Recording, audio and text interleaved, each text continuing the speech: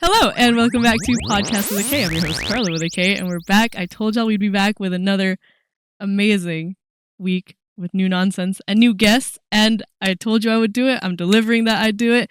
You're listening to WCS 90.1 FM or whatever your preferred podcast listening platform may be, and I am joined today in the virtual studio by Mars Hendrik. Hello, hello. How's it Hi, going? Thank you for having me. welcome. I'm absolutely stellar since you're here.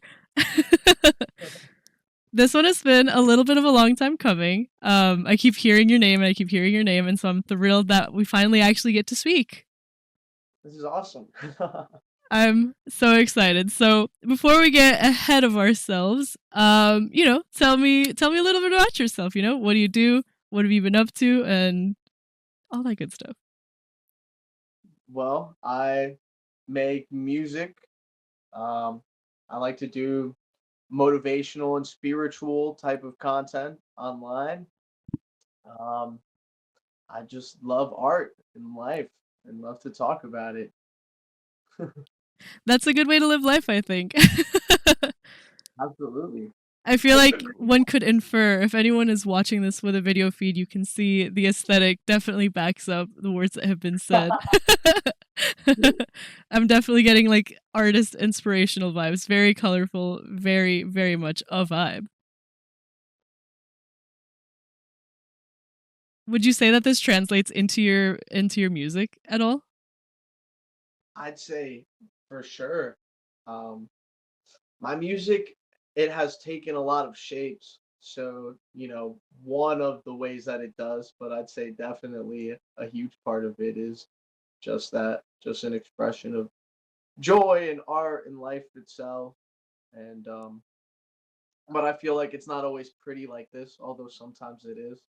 I like Sure. to depict I like to depict in my music all kinds of different things. So sometimes like that more kind of light and high vibe, but I like to also depict sometimes uglier sides of life or emotions or things at least that we would describe as such, and kind of depicting the beauty of those things as well. But that's real, I think, and that's also art. You can't really Yeah, have art without being real. yeah. I like that. Okay, so you said your music has taken many shapes throughout your journey. So tell me about your first song, like your first ever song, first ever published song. I want to hear about that, where that came from, how that came to be, and then maybe how what you're doing now is different. Okay. Well, I guess my first official song that was uploaded, let's say, where you can go and you can find it Yeah. online, that would be a song called Atmosphere off of my album Explore Your Mind. And that song is is fun because it is the first song on that album. The whole album is one large piece of music. So it is a nice introduction to the whole rest of the album. I think that for where that album goes, it can be very complex instrumentally or, yeah, musically in a way, but this song comes in very raw with just two chords, the same two chords that kind of go back and forth, and it builds from there. But it's a very peaceful song. A lot of the lyrics are kind of philosophical about kind of life and why um anyone is here, or at least for myself writing it, like why am I here, what happens after you die. It was kind of a song where it's it's setting up the story for the album which is to come, and like I said, the whole album is kind of one big piece of music. um but this song, yeah, it's just a very soft, you can hear birds chirping in it and like a little wind and stuff. It kind of makes you feel like you're outside in nature. The trumpet playing, uh my friend and bandmate Isu played some really beautiful trumpet lines on that song, and that's what I have to say about the first one. That's good. That's honestly super impressive. I'm impressed that you've managed to build such a strong introduction to a world with just two chords. Yeah. Thanks. I think that's super impactful. And I do like the use of birdsong. It really does go back to your emphasis, I suppose, on like nature and spirituality and well-being. Yeah. How did you find your way into being this way? Is this always just kind of been how you are, or did you have like that one moment that sparked like, life is about this? Oh, that's a deep question. I feel like I could spend 40 minutes talking about just that. But I guess the shorter version of that is I became a lot more introspective growing up in Costa Rica. So I was born in the US. I moved to Costa Rica around 12 years old, and that's where I began to learn music. I couldn't speak Spanish fully yet, or barely at all, honestly, when I moved there. And music became a way for me to communicate to the people around me because the language wasn't a barrier. You could feel it, like, Right. and that was something that I liked about music, and that was something that I was inspired to do by other people that I met who played guitar, and like I just saw how other people would react to it.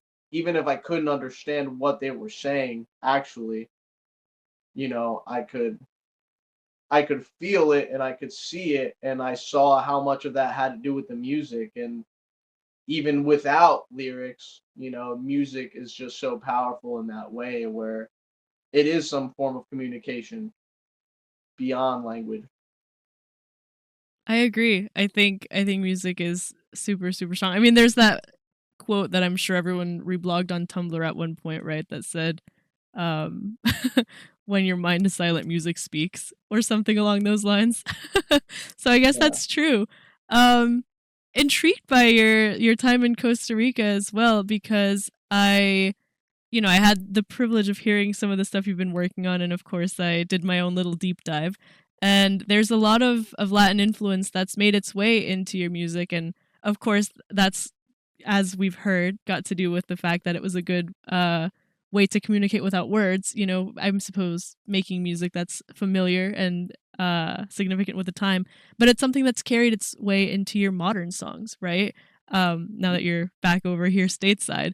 So my question is that an aesthetic choice? Is that an emotional connection? A bit of both? Um, I'd say a bit of both. I think it's something that's always going to be around, but also what I've learned to love most about writing songs and what I found in my own music and uh, is that I love when music is made in a way where it's really hard to put your finger on the genre that's happening. So every once in a while in my music, you're always going to have maybe some sections of a song that are heavily Latin. But what I enjoy most about my music and in just creating music in general is having at least two, and if not more, different genres kind of moving through each other in a subtle way. Where, when asked, like, what is this? The harder it is to answer that question, the more I usually enjoy it. And for music that I listen to, and also just the stuff that I make. So in my new music, you'll definitely hear all kinds of percussion and Latin rhythms and horns, and it'll always be part of who I am. So you'll hear it expressed in different moments. And I also think sometimes you won't. I just love music so much that the thing tying it together is my guitar playing and voice. But as far as the instrumentation goes, I love just playing with as much as I can and playing with all those different elements. Yeah. And that's actually really cool because that's one of the things that I first noticed was it's really hard to pin down any given genre for the stuff that you do, right? Like there's some stuff that leans more towards rock and then on the opposite side of that coin kind of R&B, right? And there's like a little bit you mentioned even having horn in your music and that kind of blends the line between Latin music, where it's kind of commonplace, but also jazz, where you would expect to hear a brass section in a song in English, right? And Yeah. so, how did you choose, I suppose, the genres you wanted to write in? Do you listen to the type of music that you write, or is it again just kind of up to the individual song itself?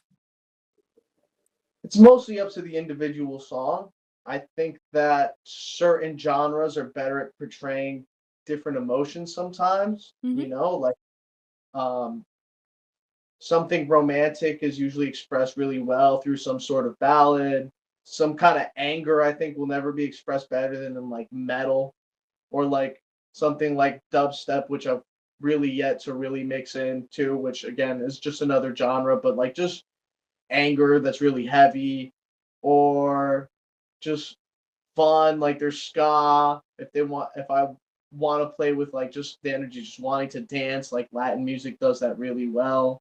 Yeah. Um, so honestly, just anything that is going to best portray whatever emotion it is that I'm trying to mm, move through that music or whatever it is that, a lot of it for me is alchemy. Like what I feel, I Sure. then make into some form of art. So however best I can portray that feeling that I'm looking to move through me, whatever genre for me, which is arbitrary, does the best job of expressing that, then that's what's going to get mixed in. I like that. I like that comparison. I feel like Yeah. that's such a it's such a well put way to describe the sound. So, if that's the case, then you kind of tend to genre hop in your writing. Do you do the same when you listen to music? Like, who are some of your inspirations? When I listen to music, yeah, I guess there's a few. Um, Guitar players, I love, and Polyphia and Chan, which both make instrumental music entirely, um, but very heavily guitar focused. So when Mhm. I'm thinking about playing, I love listening to them. What else? Borns, most people know for Electric Love, but I like for a lot of, you know, just his other work, his most recent album, um, his voice in general, and also the compositions. So a lot of that. I really like the band Cake, and I like a lot of so many different things. So yeah, it goes by how I'm feeling, but usually I'll have two or three bands that I listen to on a loop for a while until I'm tired of listening, Yeah. till I till I can't listen anymore, and then, I'll switch those in with a couple other Right. bands. Hiatus Coyote is one that I really like as well. Um, so yeah, when I'm listening, I like to diversify, yes, but again, my favorite at this point is something that is hard to describe. So Sure. very rarely am I listening to just reggae. That's just reggae, or pop punk. It's pop punk, or Yeah. even rap. That's just rap. And I love all of those things. I've done, tribute band and cover band stuff of multiple of those genres, and I've also done. I I love everything for what it is, but the thing that's going to fascinate me the most, that I'm going to be intrigued by, is something that blurs those lines. I like that. That's a good attitude to have. Yeah. Um, there's got to be one artist though that has kind of been with you for your entire career, like as a fan of music and also as a writer. So if you had to like, or I'll even give you a top three. If you had to pick three that are just consistently present, who would they be and why? Hmm. I'll start with Bob Marley, who's easy because I just grew up listening to Bob Marley before I could probably walk and talk. My dad's obsessed with Bob Marley. It was just always around me. There's a lot about him and me that I like. I find similar or resonate with. Hmm. The town he grew up in Jamaica looks a lot like the town I grew up in Blue Valley. He always felt divided between his two sides of his heritage, you know, and so he didn't feel like he belonged fully in either or. So growing up, part American and part Costa Rican and moving back and forth, there's a lot of that I've resonated with. The fact that for him, it's always been more of a spiritual pursuit, more of bringing people together and delivering messages of peace or of harmony or prosperity or just happiness and joy. Whatever it was, like the music always came secondary to that.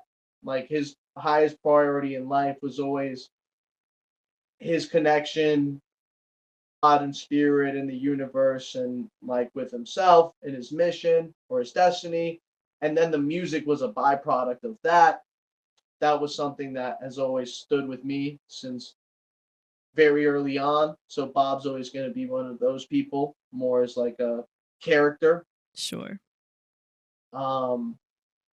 Tim Henson and Polyphia, who I mentioned before, revolutionized the way I look at guitar in general. I mean, there's so many guitarists that arguably have influenced me and I hold with me.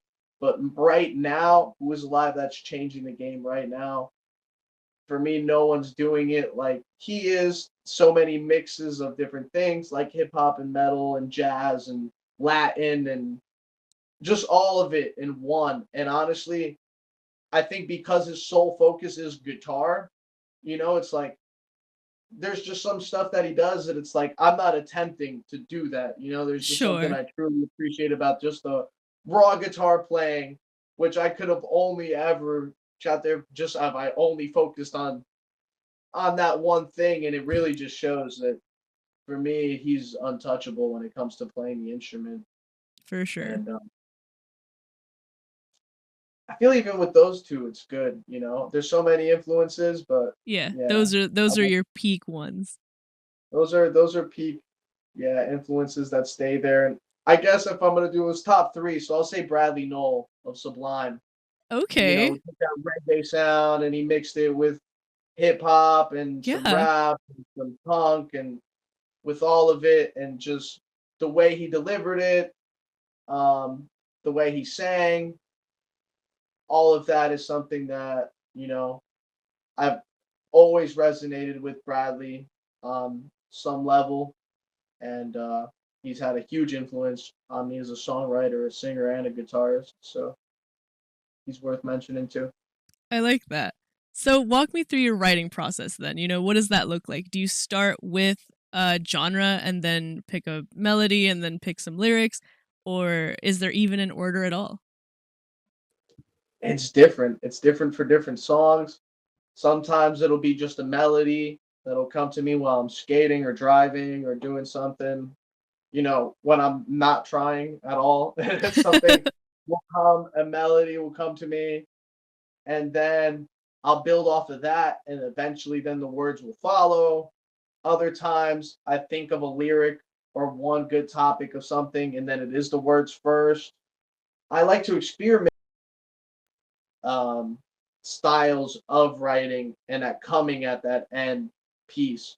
Mhm. And I was actually just talking about this earlier today because I just wrote within the last week or so a guitar riff that I wrote it differently than I ever would have. It started me trying to write something on piano that I couldn't actually play because I suck at piano.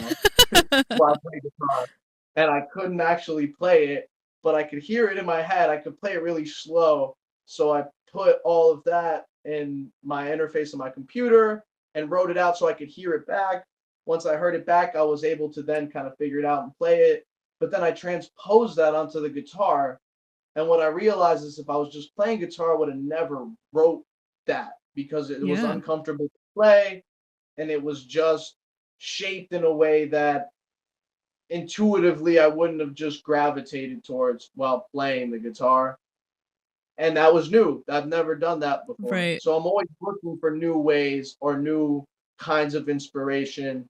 Um, because even if I find a way that works well, I might use that a few times. And then at some point, once it becomes a system, once it becomes a way of like, this is how I'm going to do it, it loses its touch for me. For I sure. like it when it's new. I like it when it's something fresh, and I like it when there isn't a method. Because as soon as I have a method, it's like this is how I write songs. That's when they all do begin to sound the same. Right. That's when it's like this and this and this. I put all those together. It's different enough, but that's how you get this sound, and then Yeah. that sound becomes a box. And that's kind of the exact opposite of what you tend to do, because I feel like a lot of artists like to find their niche and right within that, right? Like they have a signature sound, whenever you hear a certain producer tag, when you hear a certain be a very specific sound from a very specific artist. But I feel like none of your songs, if I didn't know they were all yours, I would have known they were yours, right? Like you could be giving me a million songs. I'd be like, oh, that's cool. Who's this? And the answer would always be, you. But I think that's cool. It keeps, not only does it keep everything fresh and interesting, but it also, I think, lends itself well to showing, I guess, the dimension between like your experiences that you write about. Yeah, no, that's how I have the most fun. And I think there's a lot of reasons why it is that way, because even certain genres that became genres were a mix of prior genres and then they become that sound. But also what's the right word? I'm missing it here. Um but yeah, it's there's something beyond it. This is what I was going to say, that from a marketing standpoint, you want to have a sound Sure. because you want to be like, this is what this is. Like, if you've never heard of my music at all, Yeah. it benefits me to say it's, rap mixed with Right. metal music, or it's reggae and jazz, or it's Latin music mixed with, punk rock, something, right? It's like, okay, I can understand that. But when it's like, what is it? It's like you have to listen to it to know what it is. If I That's had to it. give That's it all. my best shot, I would say it's something along the lines of like rhythmic fusion between alternative and Latin, but that still Yeah. doesn't fully encompass it. No. Yeah. And so I see the benefit of like honing in on specific things. Yeah. Or it's like, and I think a lot of artists are also taught to do that because in business they teach you to niche down, Yeah. niche down, niche down. And you got to make The sales to more pay the bills. the more you can do that, then the more accessible it is just because people know how to find you.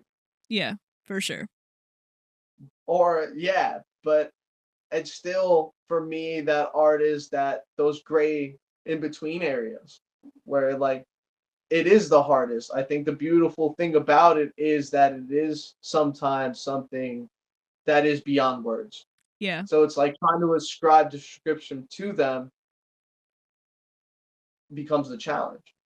I feel that. And you know what? It's honestly funny to hear that that even happens within one career path, like in music, and you're, hopping between genres to be able to get your point across. Because anyone that listens to the podcast knows that, like, I tend to pick an activity, say for like a year, and I'm like, this is what I'm going to do this year. Sometimes I end up, I'll hang it up and that was fun and I had my time. And then other things like the podcast, I end up just kind of sticking with because it becomes fun and I, end up falling in love with it. So, like my portfolio has a million and one different tabs because I've done a million and one different things. But I feel like as creatives, as artists, on whichever medium you choose, right? Whether it's visual art or music or digital design or whatever it is, there's, I think, a certain kind of pride in oneself to be able to do a little bit of everything and to do it well as I think there's value in being able to express yourselves in different ways because, if one thing stops working for you, even if you're looking at it from a marketing perspective or just as a cathartic form of self-expression, you have something else that you can do with that, right? And it's kind Yeah. of like I mean, you'll understand it because you're bilingual. For me, being able to do two different kinds of art is being able to speak two different kinds of languages, right? There's some things that I'm like, this isn't as impactful if I do it digitally as if I were to do it by hand. It's not as impactful if I write out what I'm thinking versus say it myself to a camera or on a microphone. There's just different ways that you have to go about getting what's on your chest out into the world. And I feel like, for me, like I said, hopping between different mediums or for you hopping between different genres is that equivalent, it's being multilingual in the form of self-expression. We spent the first half talking about Mars here, and the creative side of what brings about the music that we have obviously by now all fallen in love with. Now my question is kind of more thematic, right? You mentioned that both personally and musically your roots kind of have taken a pretty significant influence, right? And so I kind of want to ask you this, maybe out of also personal interest, as anyone with a video feed could see, I'm Mexican, and I grew up in the U.S., so I relate a lot to um, the kind of multicultural upbringing, right? I lived in Mexico till I was 5, but the whole life that I've known as a conscious being has been here. And so my efforts to stay connected to my culture have been very deliberate. And so I kind of want to pick your brain about it because you had a different experience altogether, right? You lived in the US till you were 12, then you grew up in Costa Rica, and now you're here with this beautiful kind of melting together of cultures. So now I'm just kind of curious about that, you know? Tell me some of the ways that I think being Costa Rican influences you as a person. Well, like I said, originally it was what opened me up to music. Being out there, living in Costa Rica is just another way of life. It was so different than being in the United States. And I wouldn't say better or worse. I'd say just so entirely different. Yeah. Um, so hard to even compare the two things because if you haven't experienced both, it's hard to get just how different the energy is or the Yeah. air. And like anything new, the grass always seems greener on the other side. It seems Sure. easy to romanticize. It's like it's beautiful and it's lush, and you have the volcanoes and the beaches and Do love a good the volcano. the animals and everything else, and just being out in nature so often, so deeply, that has a very positive impact just on my mood, the amount of sun, all of those things. But at the same time, especially where I was living, which was very deep, almost in the rainforest, Hmm. was like I felt like I was in the middle of nowhere, you know, Right. which I would argue we all are all the time, but also even more so, right? Like I just felt like there was a difference between being there, which felt like nowhere, as to being in the United States in my imagination. Also growing up, it was Sure. like that's where culture is happening. That's where like new things are happening. And part of what brought me back here was also looking to meet more musicians and find more opportunities and find more shows and like and anywhere that I spend too long, there'll be things I start to miss about the other place Yeah. because both are home to me. Sure. So um a lot of those things, yeah, have affected who I am and how I interact with people. A lot of that is just an energy exchange. I Of have course. friends who have been friends with me here. I live in Connecticut, will be like, sometimes I forget you're from somewhere else. Be like, I think you're just weird sometimes. And he goes, I remember you're foreign. My friend said to me one time. But all right, well, I'll take it. But also, yeah, because culturally, people approach life differently in different parts of the world. And at least what I've taken out of being bicultural or, having two nationalities is that most people who are stuck in one believe that their way is the way or Yeah. the correct way or just like the common sense way or the how it should be or any of these things where you know what I've learned through having two and coming from two completely different almost seems worlds is that it's like you know people have different insights. People do different things differently. And like the more you can learn about the ways that different people live their lives, you know, and to changing your perspective and paradigm. It's like that's one of the most powerful lessons I think that having a different culture is like. shown me. I fully, fully resonate with that. I think one of the most important things, like you said, is kind of learning to balance like the good and the bad of either one. And it's not necessarily good and bad, it's just different. And whereas, I didn't get the experience of growing up personally in Mexico through the people that I've met from even just from other Latin countries, first of all, I think that's a very specific kind of energy and attitude. But thanks through the magic of the internet, during COVID was, I think, the time that I've most spent online. But the payoff of that is that I got to become friends with and meet a lot of people from a bunch of different countries. And so I think in the first place, just coming from two cultures myself, that is super enlightening and super eye opening. And it helps you connect with another culture in the first place, right? Because, similarly, I look like this and I sound like this. So it's often like, wait, you're not from here? You're from somewhere else? You're something else? And so I grew up with that kind of reaction from a lot of people where it's like, oh, yeah, because I just didn't think it was something that I needed to publicize, not because I was hiding it, just because I didn't realize it mattered. But to a lot of people who don't grow up multicultural, it's new and it's interesting and it's weird and it is literally and figuratively foreign. But in talking to other people from other cultures, it's like one of the first sentences out of your mouth when you meet someone from another country. It's like, oh, where are you from? I'm from here, or vice versa. And so then, like, when the friend group meets someone from another country, it's like, oh, you're from Serbia? We have a homie from France and from Brazil and from, and so now everyone's like connecting over cultural similarities and differences. And I genuinely do think that, like, as fun as it is to connect with other cultures, having the background of being from another culture helps that out a lot because, you're able to understand that. I really like what you said, like, there's not good or bad, it's just different. Um, Yeah. and I think that's really cool. That's really impactful. That's exactly how most people should look at the world, like there's a lot of similarities I've found just in the last few years between Latin and Slavic culture, for example, which, completely opposite ends of the earth. But I have a friend and she's from Serbia. And, we'll be talking about something. It's like, oh, yeah, like that tradition where, you do this and then you say this. And it's like, wait, we have a version of that too. It's just those weird little connections you can make open to understanding another culture and not being like, oh, you do that, you eat that, that's weird. It's like, yeah, but like, so does everyone else in the world, There's more to life than what you know. And I think the cool part is being willing to learn about it. 100%. So, what is something that you would say that you miss the most about Costa Rica when you're here, and then, vice versa?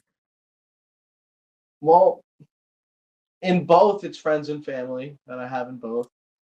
But specifically about Costa Rica, a lot of it is the jungle, it is the nature, it is the air. I feel like as soon as I get out of the airport, I breathe in and it just feels different. I'm just like, Sure. oh, like the air does just feel different. Um, I love that. I feel like hmm, less processed food. People have a different way of looking at things. Um, but sometimes better, again, sometimes better, sometimes worse, Yeah. Be incredibly conservative, but the conservation is the strength and the weakness in a lot of ways, in different ways. Sure. So, it's just it makes it so different. But I also realize, I feel like overall people in Costa Rica, in my experience, are happier.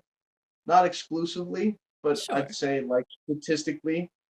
And uh, hmm, talk about why that is for a while, but I feel like that's not the point.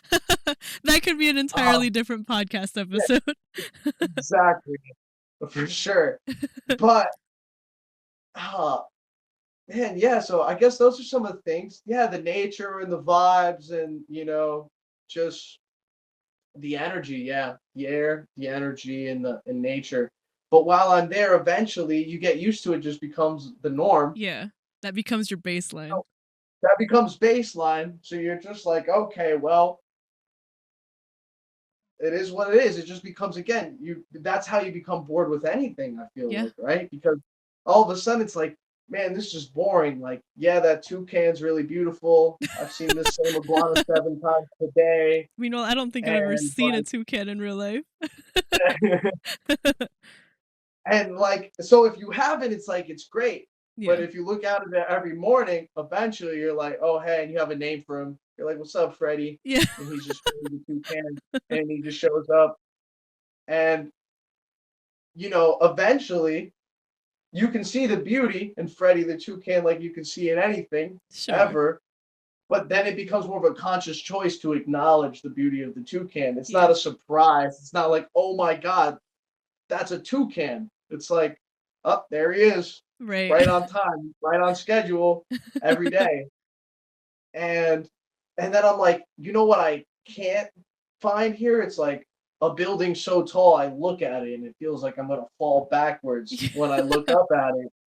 And like I have friends who live in Costa Rica who are like, Mars, does snow look like it does in the movies? They've never seen snow. Right. So it's Right. like, Oh, and being here from they just, Connecticut, snow is the most annoying yeah, thing ever. exactly. I'm like, guys, you're not missing much, trust me. But for them, they'll live in that and they'll go, oh man, I'm so bored. I wish I could go to the United States. I wish I could Yeah. see snow. I wish I could see the leaves change color. Right. They don't get that either. And they're like, that looks crazy to me. They're like, is that real? Like, yes. But and then vice versa here, it's like, oh well, over there, that's the jungle, that's the rainforest, it's all these things you haven't seen. Yeah. So naturally, yeah, there's some of that, but you, there's just things. It is those differences that make it interesting. Yeah. So I there's always stuff to miss. I think it's good to be grateful for what's around you at any given moment because you're never guaranteed to go and see something else. There's always beauty around us, and I Of don't think it course. always gets better somewhere else, but it does get different. So if you're afforded the opportunity to go somewhere else, to experience something new, definitely do that. But, over time, I feel like that's why they say beauty's in the eye of the beholder. You Sure. can find that in anything, anywhere, all the time within yourself. And it's important to remember that. That is super fair. That is a great point. I even within the US, I definitely see a lot of that. I went to school in Connecticut, so I was up there for, 4 years and then additional travel and work. I think I could say I consistently was in Connecticut for about 5 years, but Mm, I currently live in North Carolina and even just the difference between the two is crazy. And so, you add another state to the mix and it's like, oh yeah, life is different when you live like in the south versus in the north or, if you live in the desert versus in the mountains. But then you add another country that has just an entirely different attitude on top mm, of like what the nature has to offer. And like you said, it's two worlds almost. yeah. So, okay, I kind of wanted to do a fun little thing as our time begins to draw to a close. I want to do rapid fire little questions in Spanish, perhaps if you'd be so willing for our Spanish audience. I'm And open of to course, for that. any friends and family. I'm always excited to have anyone that speaks Spanish on the show because my family is all like, most of them speak English. Um, but, I also speak my version of English, which is super fast and every now and then with way too much slang. So they're always like, why don't you just do like a little bit of something in Spanish? And I'm like, oh, well, funny you should ask. I have an opportunity to do so. Awesome. So Yeah, if you're I have friends. bilingual, this will be very familiar. If you only speak Spanish, this will be great. If you only speak English, then I'll see you at the end of the show. All right, so before we switch to Spanish, let's take another quick little song break. Give us one of your songs. What are you most excited about? What's new and what's hot? Well, right now I just recently released The Jump, and I'm loving this song. I'd love to share that to everybody. Of course. Is there anything you want to say, or should we just jump into it? Let's just jump into it. I want you guys make of it. You guys can comment what it means to you or what you got out of it. I'm curious to see what people think about it. Amazing. All right, so we're gonna jump into the jump, and then we're gonna come back in Spanish until the very end of the show. So We'll see y'all Awesome. either in 3-ish minutes or in 15. Ok, bienvenidos a Podcast con K. Ahora estamos hablando en español porque tenemos la gran oportunidad de hablar en español, que creo que nada más ha sucedido 2 otras veces en la historia del show. Y estoy Oh, wow. aquí con Mars Hendrik. Hey, ¿qué me dicen? ¿Todo Pues bien? más bien, ¿qué nos dices tú? Acabamos de escuchar una de tus canciones más nuevas, súper interesante, de paso. Entonces, ¿qué sabiduría tienes que ofrecernos sobre esta canción tan padre? Sobre la canción, mm, di, es una canción que se trata del destino, del amor, de tener fe en el universo, de tener fe en uno mismo, tener fe que todas las cosas van a salir bien mientras uno tiene la esperanza de que sí, y que a veces nosotros no sabemos a dónde es que vamos, pero, pero eso todo hay que dejarlos en las manos de Dios, del universo, de algo más allá. Y de eso se trata la canción y me ha ayudado mucho con eso en mi vida también. Eso, pues para empezar, ese significado está bellísimo. Y la canción también, como dije, está súper padre. Creo que es de lo mejor que he escuchado en todo el año y apenas estamos en mayo. Pero sí, Gracias. muchísimas felicidades por esto. Em, Quiero saber, y la gente que está escuchando también quiere saber, con tus mensajes de destino y de lo que hay esperando para nosotros detrás del más allá, ¿cómo llegaste a esa forma de pensar, a esa forma de ser? Como que em, muy espiritual, muy creyente en Mm, algo más. hmm, en todas mis experiencias nunca fue así muy fácil. Am, He sido religioso, he sido ateo, he tenido muchas filosofías de diferentes formas, pero son todas mis experiencias, es querer saber la verdad sobre todas las cosas, porque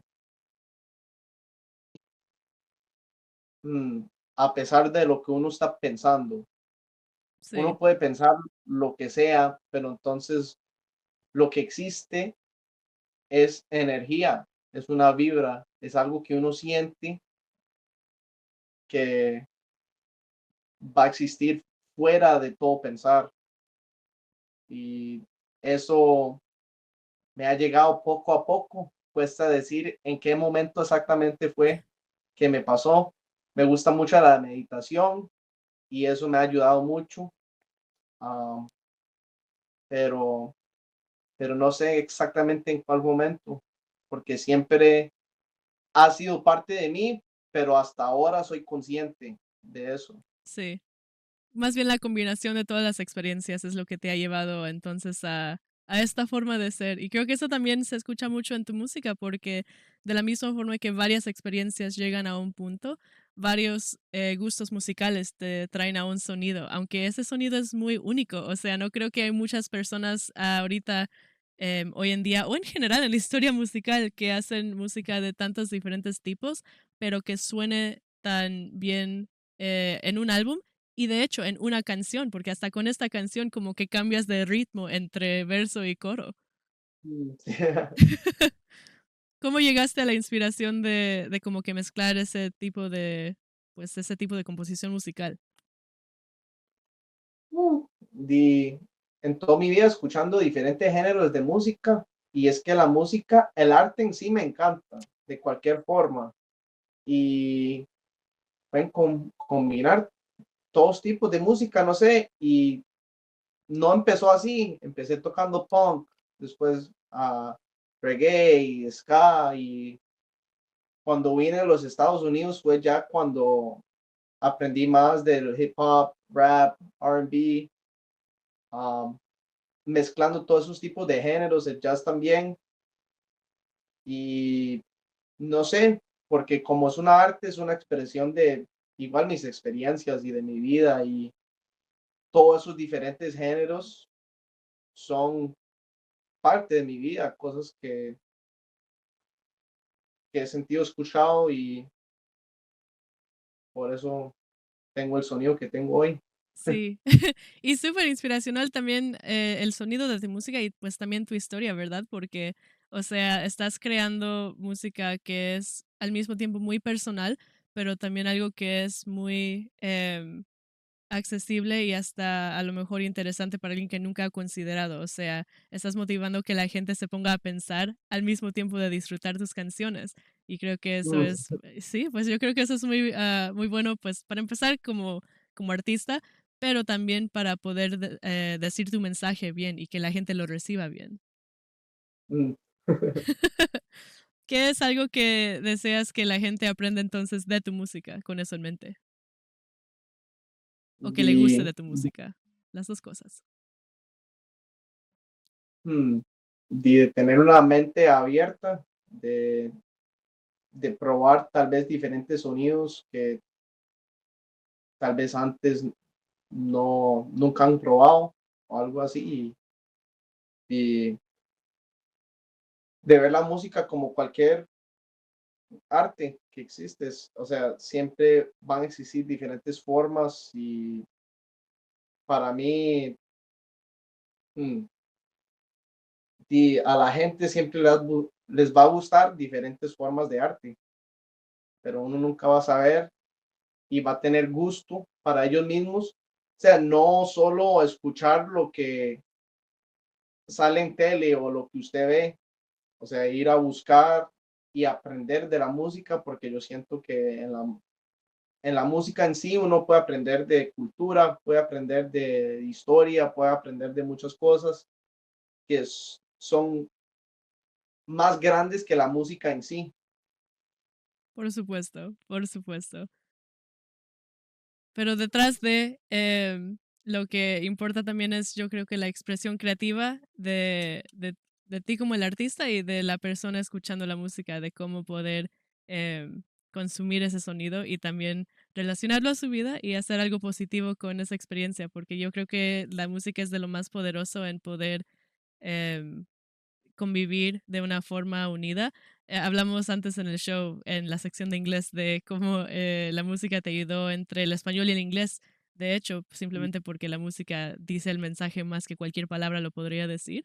Y eso también como que creo que va de mano con la creencia de que hay que tener mente abierta y recibir pues lo que venga de la vida, de la naturaleza, de la gente y pues todo lo demás.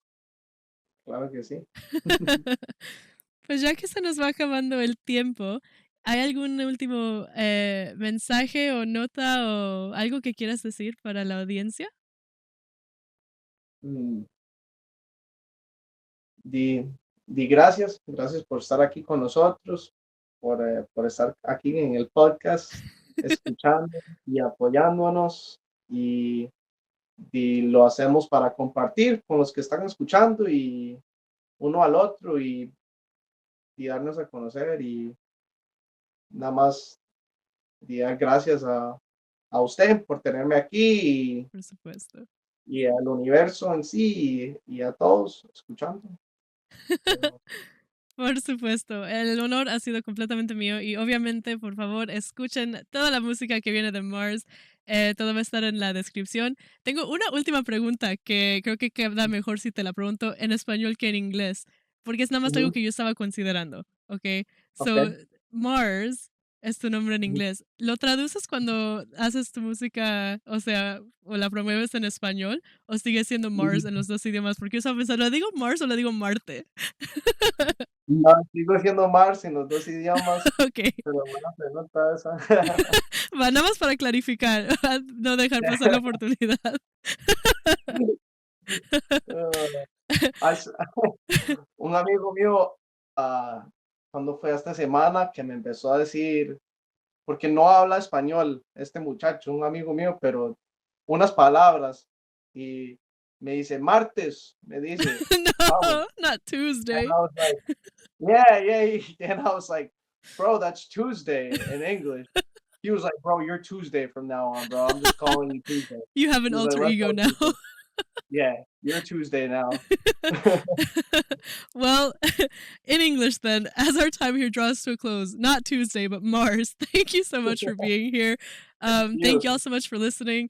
This has been Podcast with a K, and I'm your host, Carla with a K, signing off for WECS 90.1 FM. Do you have any final closing remarks, statements, and or shout-outs you'd like to give for our English-speaking audience?